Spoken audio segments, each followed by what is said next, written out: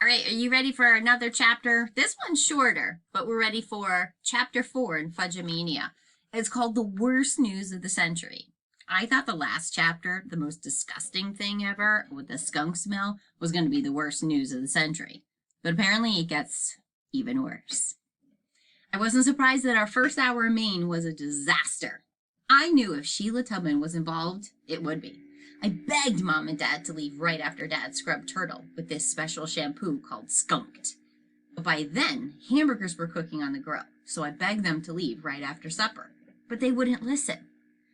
Don't say I didn't warn you, I told them. I guess we're willing to take our chances, Dad said. Now let's get some sleep. It's been a long day.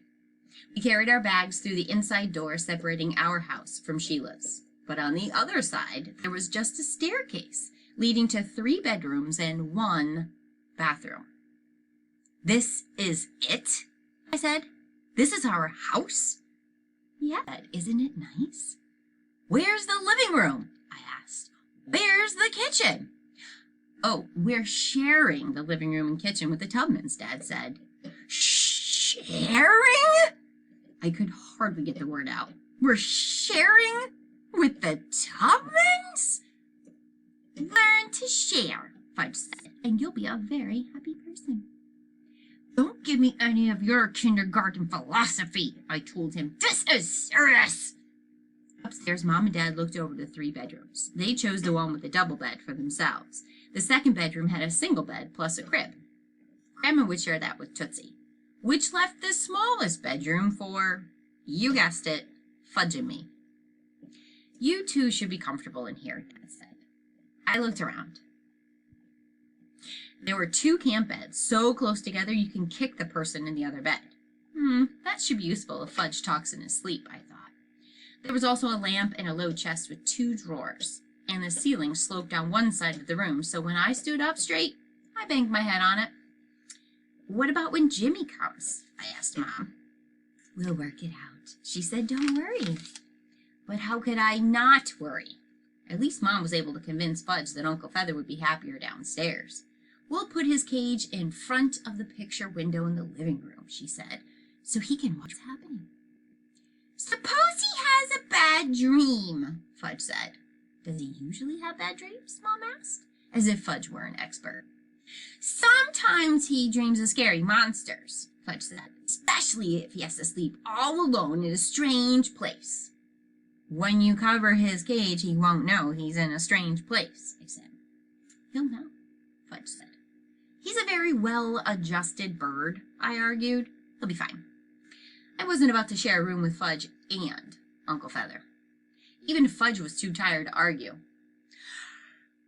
Okay, he said, yawning. Then he flopped on his bed and was out cold before he turned off the light. We went to town the next afternoon. The gears on Dad's bike were stuck as he dropped it off at Bicycle Bob's shop for repairs. Bicycle Bob is a big, friendly guy who wears a t-shirt that says, I'd rather be biking. Then he went to Sawyer's Market for groceries, and to the library to get our cards, and to Oz Books, where Fudge and I each got 2 paperbacks. After that, we headed for the airport. Grandma's plane was right on time.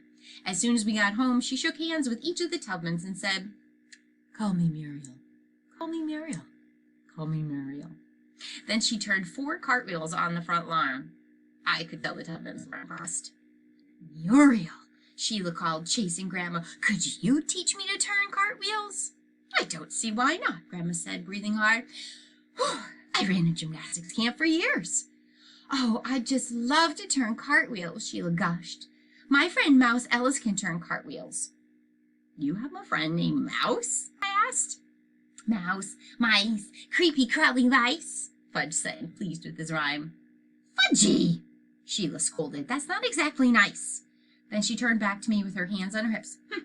Well, my friend Mouse is coming here in 10 days. But that's when Jimmy Fargo is coming. I heard my voice crack, but I didn't care.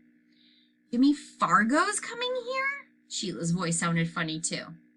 Yeah, for at least, a week. That's the worst news of the century, Sheila cried. The worst news of the century, Fudge said, doing a perfect imitation of Sheila. The worst news of the century.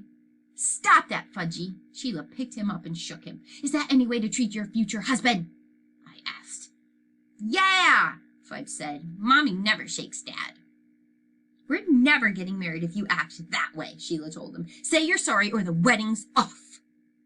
Are you going to let her boss you around like that? I asked Fudge. Just stay out of this, Peter, Sheila said. Yeah, Pete, Fudge said. Fine, I told him. You want to cook your own goose? Go ahead. Fudge started laughing. I don't have a goose, Peter. And that's the end of chapter 4. It was a short one. So be ready again the next day for chapter 5, which is all about Uncle Feather's adventures.